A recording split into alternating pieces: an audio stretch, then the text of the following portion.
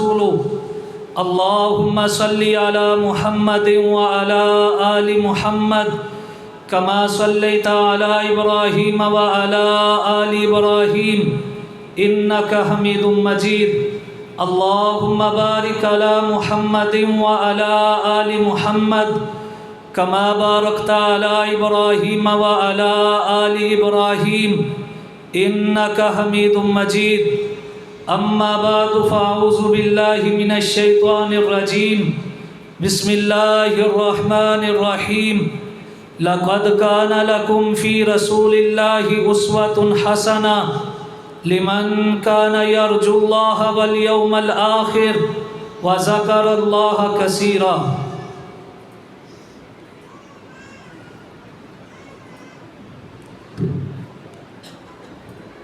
آج کا دن اللہ کے محبوب ترین دنوں میں سے ایک دن ہے،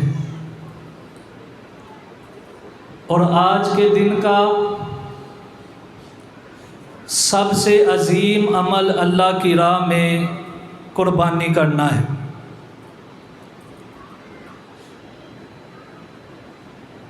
اور یہ دن اللہ کی خاص رحمتوں کا دن ہے، اللہ کے فضل کا دن ہے، اللہ کے کرم کا دن ہے۔ یہ دن اللہ کی بڑائی بیان کرنے کا دن ہے، اس کی تحمید بیان کرنے کا دن ہے، اس کی تحلیل بیان کرنے کا دن ہے۔ اللہ اکبر اللہ اکبر، اللہ سب سے بڑا ہے، لا الہ الا اللہ واللہ اکبر، اللہ کا کوئی شریک نہیں، اللہ سب سے بڑا ہے۔ اور تمام تعریفیں اللہ کے لیے ہیں۔ حضرات ذی وقار آج کے اس مسرت موقع پر آپ کے سامنے وہ خطبہ بیان کرنا ہے جو رحمت کائنات صلی اللہ علیہ وآلہ وسلم نے حجۃ الوداع کے موقع پر 10 ذو الحجہ یعنی کہ عید الاضحیٰ کے دن ارشاد فرمایا تھا۔ اس کی پہلی شک یہ تھی،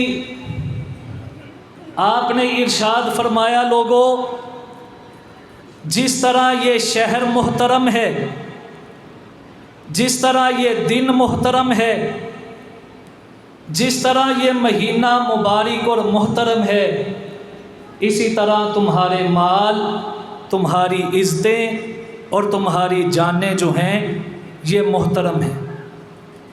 بات سمجھنے کی، بیت اللہ کی کوئی بندہ توہین نہیں کر سکتا، کوئی کلمہ پڑھنے والا توہین کر سکتا ہے؟ نہیں۔ ہر ایک بندہ اس کی عزت کرتا ہے، تکریم کرتا ہے، اور اسی طرح ذو الحجہ حرمت والا مہینہ ہے، ہر بندہ اس کی توقیر کرتا ہے، عزت کرتا ہے، اس کی توہین کے بارے میں سوچ بھی نہیں سکتا۔ یہاں تک کہ جو مشرکین تھے وہ بھی اس مہینے کا ادب و احترام کرتے تھے، نہ کسی پہ ڈاکہ ڈالتے تھے، نہ چوری کرتے تھے، نہ کسی کو تکلیف پہنچاتے تھے۔ اور اسی طرح 10 ذو الحجہ کا دن اللہ کا محبوب ترین دن ہے، ہر مسلمان اس میں خوشی محسوس کرتا ہے، دوسروں کو خوشی دیتا ہے۔ اسی لیے امام الانبیاء نے فرمایا، لوگوں جس طرح مکے کا احترام کرتے ہو، جس طرح ذو الحجہ کا احترام کرتے ہو، جس طرح 10 ذو الحجہ والے دن خوشیاں ایک دوسرے کو دیتے ہو، اسی طرح کسی مسلمان کی عزت پہ بھی آنچ مت آنے دینا، کسی مسلمان کے مال کو بھی اپنے اوپر حلال نہ سمجھنا، کسی مسلمان کے خون کو بھی نہ بہانا، کیونکہ جس طرح خانہ کعبہ محترم ہے، ذو الحجہ محترم ہے، 10 ذو الحجہ کا عید الاضحیٰ والا دن محترم ہے، اسی طرح مسلمان کا مال بھی، اس کی جان بھی اور اس کی عزت بھی محترم ہے۔ آج لوگ خانہ کعبہ کا احترام کرتے ہیں لیکن مسلمان کا احترام کوئی نہیں، مسلمان کی عزت کوئی نہیں۔ گھر میں بیٹھتے ہیں تو مسلمان کی عزت کے درپے، مسجد میں بیٹھتے ہیں تو چغلی اور غیبت کے ذریعے مسلمان کی عزت کے درپے، دکان پر بیٹھتے ہیں تو مسلمان کی چغلی اور غیبت کے ذریعے اس کی عزت پہ حملہ کرتے ہیں۔ لوگوں، میرے محبوب نے ارشاد فرمایا، جس طرح خانہ کعبہ کا احترام کرتے ہو، عید الاضحیٰ والے دن کا احترام کرتے ہو، ذوالحجہ کے مہینے کا احترام کرتے ہو، اسی طرح مسلمان کی عزت کا بھی احترام کرو۔ چغلی کرنا بھی گناہ ہے، چغلی سننا بھی گناہ ہے، اور حضرات ذی وقار چغلی کو آگے نشر کرنا بھی گناہ ہے۔ کئی حضرات ذی وقار چغل خور کو بڑا خیر خواہ سمجھتے ہیں، اپنے لیے بڑا مخلص سمجھتے ہیں۔ یاد رکھ لو، اللہ کی زمین کے اوپر چغل خور جو ہے یہ شیطان کا ڈاکیا ہے، یہ نیک بندہ نہیں۔ اگر وہ اتنا ہی نیک ہوتا تو مسلمان کے عیب پہ پردہ ڈالتا، اس کی بات کو تشہیر نہ کرتا۔ دوسری شک، آپ نے ارشاد فرمایا، لوگوں میرے بعد ایک دوسرے کو قتل کر کے کافر نہ بن جانا۔ یہ دیکھیں کتنا عظیم بیان ہے، رحمت کائنات کے لب مبارک سے جو الفاظ نکلے، منہ مبارک سے جو الفاظ نکلے کہ میرے بعد ایک دوسرے سے لڑ کے اور ان کو قتل کر کے کافر نہ ہو جانا۔ کوئی مسلمان سوچ سکتا ہے کسی مسلمان کو قتل کرے؟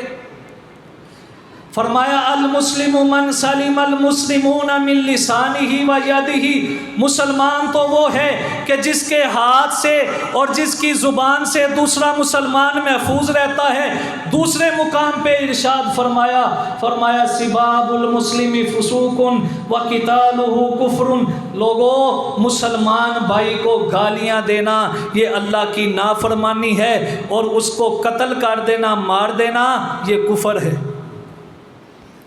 آج دیکھیں یہ ٹی ایل پی والے کون ہیں، یہ حضرات ذی وقار خارجی کون ہیں جو مسلمانوں کلمہ پڑھ کر اور نعرہ تکبیر لگا کر مسلمانوں کے اندر رہ کر مسلمانوں کو قتل کرنے والے، مسلمانوں کے بچوں کو شہید کرنے والے، آرمی پبلک سکول پہ حملہ کر کے معصوم جانوں کو دنیا سے رخصت کرنے والے حضرات ذی وقار، یہ کبھی بھی مسلمان نہیں ہو سکتے۔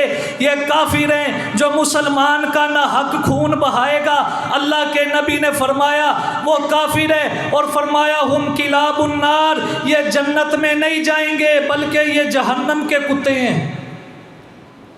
کوئی بھی مسلمان کسی کو قتل نہیں کر سکتا، کوئی بھی مسلمان کسی کو تکلیف نہیں پہنچا سکتا۔ حضرات ذی وقار جنگ کا موقع ہے، نبی پاک کا ایک صحابی ہے، اپنی تلوار کو ایک کافر پر اٹھاتا ہے، اس نے فوراً کلمہ پڑھ لیا، صحابی رسول نے اس کو قتل کر دیا۔ رحمت کائنات کے پاس بات پہنچی، آپ نے فرمایا اس کو قتل کیوں کیا ہے؟ فرمایا اس نے تو بچنے کے لیے کلمہ پڑھا تھا۔ فرمایا تو نے اس کا سینہ چیرا ہے کہ اس نے بچنے کے لیے کلمہ پڑھا تھا؟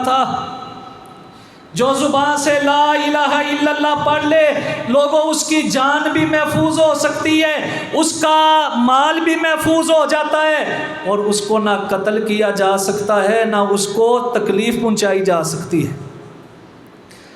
مدینہ کا علاقہ ہے، مسجد نبوی ہے، جہاں پہ میرے نبی نے فرمایا بندہ ایک نماز پڑھے، اللہ نماز کا ثواب 1000 نمازوں سے زیادہ دیتے ہیں۔ ایک بندہ اپنی کمر کے اوپر تیروں کو لگا کر اور حضرات ذی وقار ان کو باندھ کر چل رہا ہے، میرے نبی صلی اللہ علیہ وآلہ وسلم نے دیکھا، آمینہ کے لال نے دیکھا، اور ارشاد فرمایا ان تیروں کو ڈھانپ لے، ہو سکتا ہے تو دھیان نہ کرے، بے توجہی کے ساتھ تو یہاں سے چل رہا ہو اور تیر کسی کو لگ جائے، تیر کسی کو جان بوجھ کے بھی لگ جائے، محمد برداشت نہیں کرتا صلی اللہ علیہ وآلہ وسلم۔ اور حضرات ذی وقار تیسری بات فرمایا، لوگوں اپنے رب کی عبادت کیا کرو، اعبدوا اللہ ولا تشرکوا بہ شیئا، ایک اکیلے اللہ کی عبادت کرو، اس کے ساتھ کسی کو شریک مت بناؤ۔ نماز پڑھنی ہے اللہ کے لیے پڑھنی ہے، قربانی کرنی ہے اللہ کے لیے کرنی ہے، روزے رکھنے ہیں اللہ کے لیے، زکوٰۃ کرنی ہے اللہ کے لیے۔ فرمایا قل ان صلاتی و نسکی و محیای و مماتی للہ رب العالمین۔ اللہ تیرا نبی اعلان کرتا ہے میری نماز بھی، میری قربانی بھی، میرا جینا بھی، میرا مرنا بھی صرف اللہ کے لیے ہے۔ عبادت صرف ایک اللہ کی۔ اگلی بات ارشاد فرمایا لوگوں 5 وقت کی نماز پڑھا کرو، 1 وقت کی نماز نہیں، 2 وقت کی نماز نہیں، 3 وقت کی نماز نہیں، 4 وقت کی نماز نہیں، بلکہ فرمایا پورے 5 وقت کی نماز پڑھا کرو۔ حضرات ذی وقار بے نمازی بندہ، اس کو نہ کوئی مذہب قبول کرتا ہے نہ کوئی مسلک قبول کرتا ہے، بلکہ پیر عبد القادر جیلانی رحمۃ اللہ علیہ فرماتے ہیں، فرمایا جو بے نماز مر جائے اس کا نماز جنازہ بھی نہ پڑھاؤ، اس کو قبرستان میں مسلمانوں کے دفن بھی نہ کرو۔ بنیاد الطالبین میں دیکھیں رب کے ولی، رب کے دوست کا کیا بیان ہے کہ جو نماز نہیں پڑھتا اس کو مسلمانوں کے قبرستان میں داخل نہ کرو۔ حضرات بے نماز جو ہے وہ اہل سنت نہیں، اہل حدیث نہیں، وہ دیوبند نہیں، دنیا کا کوئی فرقہ اس کو قبول ہی نہیں کرتا۔ قرآن پڑھ کے دیکھیں آپ کو پتہ چلے گا بے نماز جہنمی ہے، بے نماز مشرک ہے، بے نماز اللہ اور اس کے رسول کا مخالف ہے، اور بے نماز کافر ہے۔ رحمت کائنات نے ارشاد فرمایا بین العبد و بین الکفر ترک الصلاۃ، بندے اور کافر کے درمیان فرق صرف کرنے والی جو چیز ہے وہ نماز ہے۔ دوسرے مقام پہ ارشاد فرمایا من ترک الصلاۃ متعمدا، من ترک الصلاۃ المکتوبہ متعمدا فقد کفر۔ فرمایا جو فرضی نماز جان بوجھ کے چھوڑ دیتا ہے، ایک فرضی نماز، فرمایا اس نے کفر کیا۔ جو ایک فرضی نماز جان بوجھ کر چھوڑ دے تو فرمایا وہ کافر ہے۔ تو ہم کتنی نمازیں جان بوجھ کر چھوڑتے ہیں؟ حضرات 5 نمازیں ہیں، لیکن رب کا انعام دیکھیں، رب نے اپنے محبوب کو اپنا مہمان بنایا، بیت المقدس کی سیر کروائی، اور حضرات ذی وقار پہلے آسمان کی سیر، دوسرے آسمان کی سیر، تیسرے آسمان کی سیر، چوتھے آسمان کی سیر، 5ویں آسمان کی سیر، 6ٹھے آسمان کی سیر، 7ویں آسمان کی سیر، جنت اور جہنم کو بھی دکھایا، سدرۃ المنتہا کی سیر بھی کروائی، اپنے پاس بلایا، اور تحفہ کس کا دیا؟ نماز کا۔ نمازیں 50 تھی۔ حضرت موسیٰ علیہ السلام نے کہا رب سے تخفیف کروا لیں، انہوں نے 50 کوئی نہیں پڑھنی، 50 سے کم ہو کے 45 ہوئی، 45 سے 40، کم ہوتی ہوتی 5 رہ گئی۔ حضرت موسیٰ کہتے ہیں اللہ کے نبی ایک اور چکر لگائیے، فرمایا اب تو مجھے شرم آتی ہے کہ اللہ نے 5 باقی رہنے دیے ہیں۔ حضرات نبی پاک کو کم کروانے میں شرم آئے، اور آج کا مسلمان کہے یہ ہمارے اوپر بوجھ ہے۔ آسمان سے آواز آئی محبوب یہ 5 نمازیں ہیں، میں نے فرض 50 کی تھی، اپنی امت کو پیغام دینا جو 5 پڑھے گا ثواب اسے میں 50 کا عطا کروں گا۔ اگلی بات ارشاد فرمایا ماہ رمضان کے روزے رکھو۔ اللہ رب العالمین نے ماہ رمضان کے روزے فرض کیے، فرمایا یا ایھا الذین آمنوا کتب علیکم الصیام، اے ایمان والو تم پہ روزے فرض کر دیے گئے ہیں۔ حضرات ذی وقار نماز کا جو ثواب ہے فرشتے لکھتے ہیں، زکوٰۃ کا جو ثواب ہے فرشتے لکھتے ہیں، حج کا جو ثواب ہے فرشتے لکھتے ہیں، عمرے کا جو ثواب ہے فرشتے لکھتے ہیں، لیکن جب روزے کی باری آئی اللہ نے فرمایا میرے فرشتوں تم ان کا اجر نہ لکھو۔ اللہ کیوں نہیں لکھنا؟ فرمایا تم اجر لکھ ہی نہیں سکتے، تمہارے دفتر جو ہیں، تمہارے رجسٹر جو ہیں یہ ختم ہو سکتے ہیں، لیکن روزے دار کا اجر تم نہیں لکھ سکتے۔ اللہ روزے کا اجر کیا ہے؟ فرمایا الصوم لی وانا اجزی بہ، لوگوں بندہ روزہ میرے لیے رکھتا ہے، اس کا اجر بھی میں خود ہی عطا کروں گا۔ اور دوسرے مقام پہ ارشاد فرمایا یا الفاظ کو آپ اس طرح پڑھ لیں، الصوم لی وانا اجزا بہ، روزہ میرے لیے ہے، جو میرے لیے روزہ رکھتا ہے اس کی جزا بھی میں خود ہی بن جاتا ہوں۔ جو روزہ رکھے گا قیامت والے دن اللہ اس کو دیدار کروا دیں گے۔ اگلی بات آپ نے ارشاد فرمایا لوگوں یہ کام کر لو، عبادت صرف اللہ کی، 5 وقت کی نماز پڑھ لو، روزے رکھ لو رمضان کے، میں محمد تمہیں ضمانت دیتا ہوں اللہ تمہیں جنت میں داخل کر دے گا۔ حضرات ذی وقار چوتھی بات آپ نے ارشاد فرمایا جو یہاں پر ہیں میں جو بیان کر رہا ہوں وہ دوسروں کو پہنچا دیں جو یہاں پر موجود نہیں۔ بعض اوقات ایسا ہوتا ہے کہ سننے والے کو اتنی بات یاد نہیں رہتی جتنی آگے پہنچائی جس کو جاتی ہے، سننے والے کو جس کو پہنچائی جاتی ہے بات وہ زیادہ محفوظ رکھتا ہے۔ حضرات ذی وقار فرمایا میری بات ان کو پہنچا دو جو یہاں پر موجود نہیں ہیں۔ حضرات نبی پاک کی حدیث سننے کا اتنا فائدہ ہے، آپ نے ارشاد فرمایا جو میری بات سنتا ہے پھر اس کو یاد کرتا ہے پھر لوگوں تک پہنچاتا ہے، میری دعا ہے اللہ اس کے چہرے کو ہمیشہ تر و تازہ رکھے، اس کو کبھی غم پہنچے ہی نہ۔ اور جو حدیث پڑھنے والے ہیں ان کے چہروں پہ نور ہوتا ہے۔ یہ جو ہارٹ اٹیک ہے ایسی بیماری ہے جب کسی بندے کو ہارٹ اٹیک ہو اس کا چہرہ جو ہے وہ سیاہ ہو جاتا ہے، چہرے کی رنگت تبدیل ہو جاتی ہے، لیکن اللہ کے فضل و کرم سے جو حدیث پڑھنے پڑھانے والے ہیں ان کو ہارٹ اٹیک بھی ہو تو ان کے چہرے تبدیل نہیں ہوتے۔